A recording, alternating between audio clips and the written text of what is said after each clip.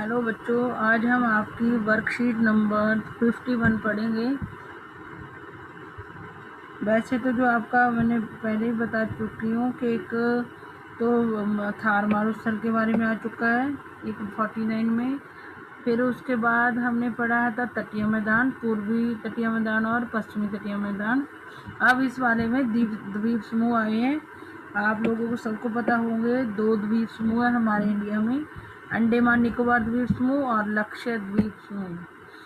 तो जो अंडमान निकोबार द्वीप समूह है, जो बंगाल की खाड़ी में, ये मैप में भी देख लो आप लोग, ये बंगाल की खाड़ी में है। ये देखो बंगाल की खाड़ी में है, और बंगाल की खाड़ी में ये उत्तर से लेके दक्षिण तक फैले हुए हैं। उत्तर से लेके बंगाल की खाड़ी में उत्तर से, ये उत्तर में अंडमान है और नीचे दक्षिण में निकोबार है। ये अंडमान, निकोबार, अंडमान निकोबार टोटल मिला के है। उत्तर वाला अंडमान है, ये निकोबार है। जो मिलाकर दोनों में 572 द्वीप हैं। इसमें 2 वो भी है, ज्वालामुखी द्वीप भी है, बैरन, और एक और द्वीप समूह, 2 ज्वालामुखी द्वीप समूह है। जो बैरन द्वीप समूह है वो हमारे देश का एक्टिव द्वीप समूह है, जिस सुरक्षा के पॉइंट ऑफ व्यू से भी ये अंडमान निकोबार द्वीप समूह हमारे लिए महत्वपूर्ण द्वीप समूह है। ये बंगाल की खाड़ी में उत्तर में अंडमान है और नीचे दक्षिण में निकोबार है, और 572 इसमें द्वीप समूह है। ये देखो, ये हो गया बंगाल की खाड़ी में फैला हुआ है। ये अंडमान उत्तर से दक्षिण तक, वो भी मैंने आपको दिखा दिया। इसमें 572 द्वीप हैं। ये जो उत्तरी भाग है उसको अंडमान कहते हैं, और दक्षिणी भाग को निकोबार द्वीप समूह कहा जाता है। इनका निर्माण अल्पाइन काल की वलन प्रक्रिया से हुआ है। अल्पाइन समय था, जो अल्पाइन काल की, वैसे तो वनस्पतियाँ होती हैं, जैसे जैसे हम ऊंचाई पे चले जाते हैं तो क्या होता है, वो वनस्पति की जो ऊंचाई है वो कम हो, जितनी ज़्यादा ठंड होएगी, अगर हम पहाड़ी ऊंचाई पे चढ़ते जाएं तो जितने ऊपर जाते जाएंगे पौधों की जो लंबाई है वो कम होती जाती है। तो ये अल्पाइन काल की वलन प्रक्रिया से हुआ है। अल्पाइन भी एक तरीके की वनस्पति होती है। इनका निर्माण अल्पाइन काल की वलन प्रक्रिया से हुआ है। यह माना जाता है कि ये द्वीप समूह नीम मंजित पर्वत श्रेणियों से के शिखर हैं। मतलब ये अगर मतलब हम ऊपर से तो ये लैंड दिख रहे हैं, तो अगर ये निमंजित पर्वत श्रेणियों के शिखर हैं तो इट मीन ये पानी में डूबा हुआ है, कोई पहाड़ है। निमंजित पर्वत श्रेणियों के शिखर, मतलब इसके नीचे पानी के अंदर पर्वत श्रेणियां हैं और उनके जो ऊपर वाली चोटियां वो दिखाई दे रही हैं। ये जो अंडमान निकोबार द्वीप समूह है, ये देखो इसके अंदर आप, ये देखो, ये अंडमान निकोबार द्वीप समूह के अंदर ये वाला है। यहाँ पे पानी है, बंगाल की खाड़ी है और हिंद महासागर का यहाँ पर पानी है। हिंद महासागर है, यहाँ पे देखो हिंद महासागर का पानी है, और ये बंगाल की खाड़ी है, और उसके अंदर छोटे छोटे लैंड है। तो ये नीचे, मतलब कहने का मतलब ये नीचे पर्वत है और उसकी ऊपर वाली चोटी है। ये पर्वतों की निमंजित पर्वतों की चोटियाँ हैं कि पर्वत जैसे पानी के अंदर डूब जाता है। जैसे हमारा दक्षिण मोस्ट भाग है जो इंदिरा पॉइंट है, वो भी पानी में डूबा हुआ है। इसी तरीके से ये कोई बड़ा पहाड़ है, श्रेणी, पर्वत श्रेणी है जो पानी के अंदर डूबी हुई है, ये उनकी चोटियाँ हैं। ये देश की सुरक्षा के लिए अति महत्वपूर्ण है, ये मैंने बता दिया। यहाँ अत्यधिक विविधता के पादप होते हैं, पौधे। यहाँ अत्यधिक विविधता वाले पौधे और जंतु पाए जाते हैं, क्योंकि यहाँ पे पानी है और घने जंगल है। विषुवत वृत्त होता है भूमध्य रेखा के पास होने के कारण विषुवत वृत्त को भूमध्य रेखा भी कहते हैं। कि निकट होने के कारण यहाँ की जो जलवायु है वो विषुवतीय है, वो विषुवतीय है। यहाँ की जलवायु कैसी है? अंडमान निकोबार द्वीप समूह की विषुवतीय है। ये 5 चीज़ें याद रखो। एक तो बंगाल की खाड़ी में उत्तर से दक्षिण में फैला हुआ है, 572 द्वीप है, लेकिन ये हमारी बुक में नहीं दे रखी ये चीज़। ये इसका उत्तरी भाग अंडमान है और नीचे वाला दक्षिण भाग निकोबार है। इसका निर्माण अल्पाइन काल की वलन प्रक्रिया से हुआ है। ये द्वीप समूह निमंजित पर्वत श्रेणियों के शिखर है। ये देश की सुरक्षा के लिए भी महत्वपूर्ण है। अत्यधिक यहाँ पर बहुत ज़्यादा विविधता वाले पौधे और जंतु पाए जाते हैं। ये विषुवत वृत्त यानी कि भूमध्य रेखा, जिसको इक्वेटर भी कहते हैं, उसके पास होने के कारण यहाँ की जलवायु विषुवतीय है। यानी कि विषुवत के रेखा के पास होने के कारण ज़्यादा गर्मी पड़ती है। पानी होने के कारण सारा दिन बारिश होती रहती है, जिसके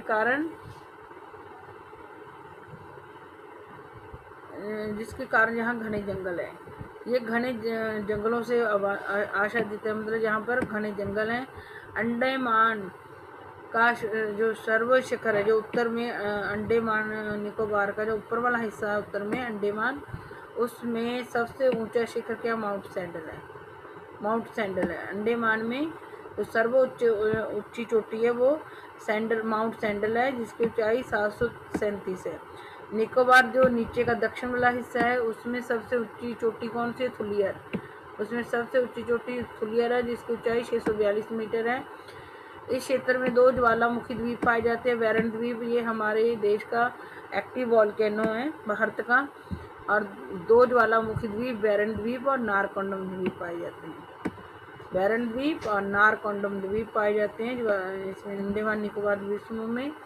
अब आ जाते हैं लक्षद्वीप। ये केरल के मालाबार तट के पास स्थित है। ये मध्य सागरीय कटक का उत्तरी भाग है। ये मध्य महासागरीय कटक का उत्तरी भाग है। ये देखो, ये लक्षद्वीप है, केरल के मालाबार तट के पास है। ये बुक उसके अंदर भी दे रखा है हमें कि ये मालाबार तट के पास है। ये मालाबार तट के पास है लक्षद्वीप, केरल के। ये कह रहे महासागरीय कटक का उत्तरी भाग कह रहे हैं। कटक में मेरे ख्याल से कोई पर्वत ही होगा।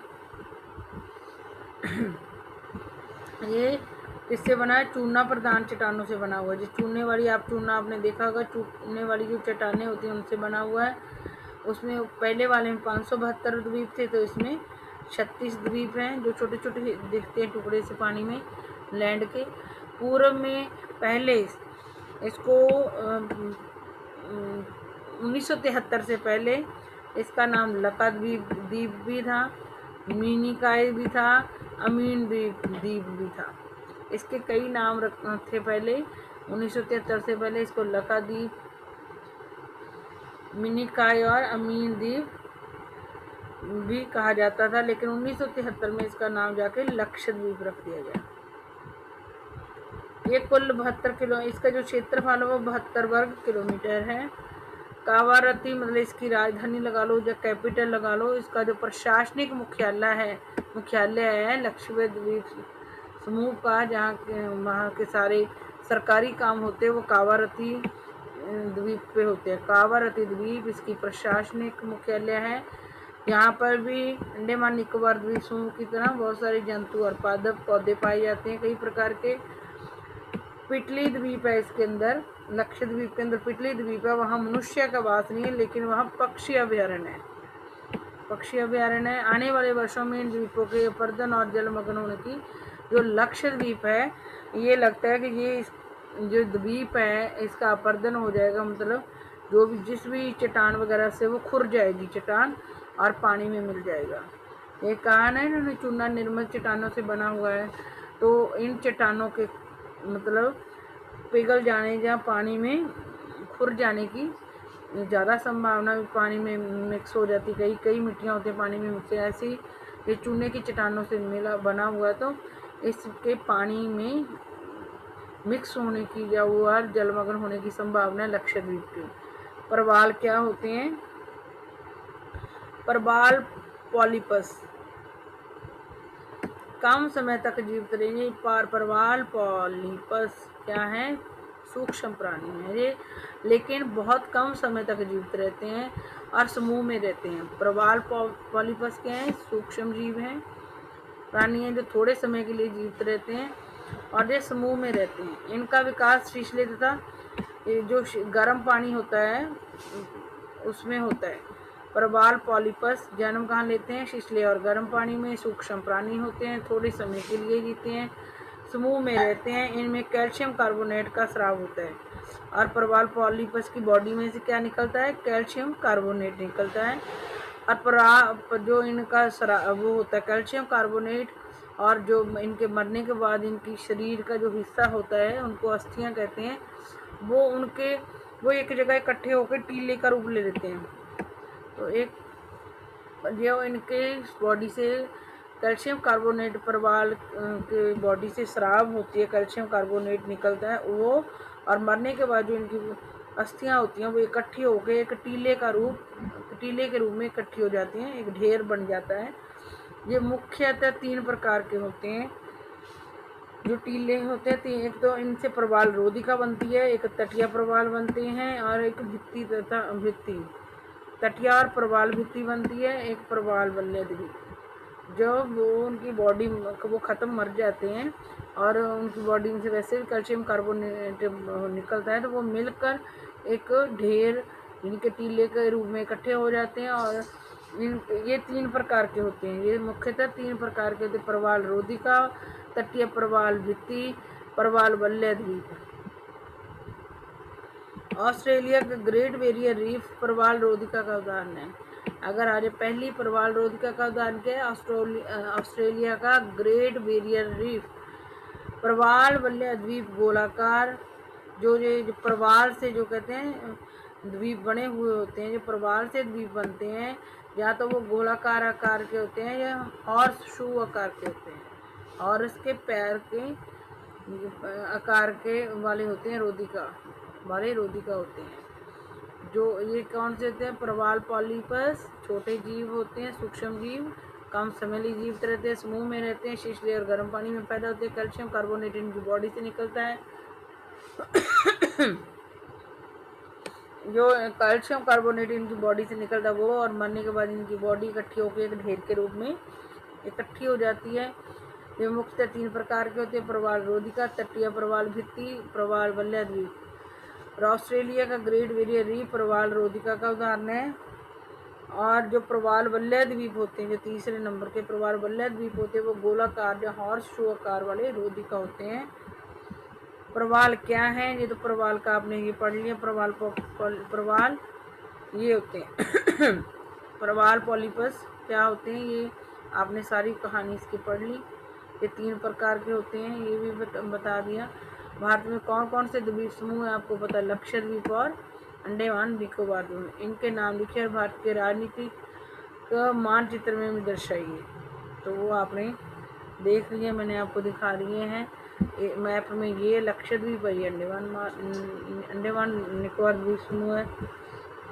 लक्षद्वीप की 5 प्रमुख बातें बताइए।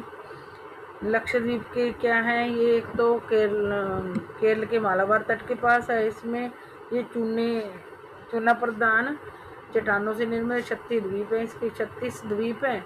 इसका पहला पुराने नाम लकाद्वीप, मिनिकॉय और अमीन द्वीप था। तो 1973 में इसका नाम लक्षद्वीप रखा गया। 72 किलोमीटर एरिया में फैला हुआ कावारती द्वीप से इसकी प्रशासनिक मुख्यालय है।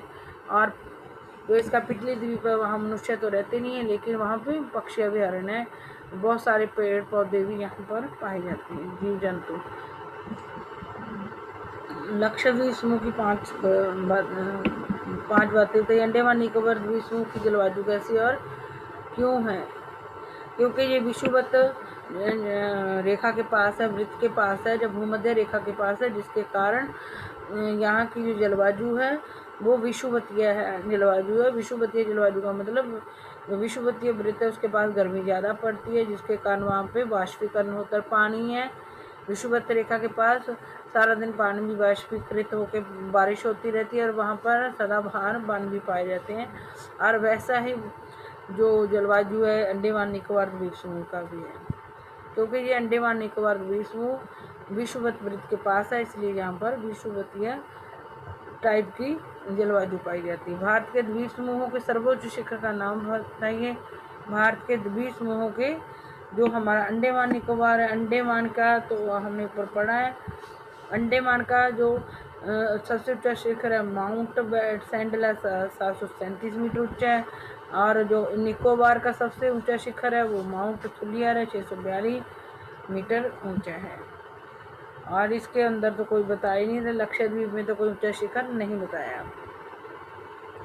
तो ये आपकी कंप्लीट हो गई जो वर्कशीट है। तो अगर मैप में भी देख लो आप लोग, मैप में ये है लक्षद्वीप, मालाबार तट के पास लक्षद्वीप है और ये अंडमान निकोबार द्वीप समूह है। तो सारे बच्चे इसको ध्यान से देख लेना, तो आपको द्वीपों के बारे में समझ आ जाएगी।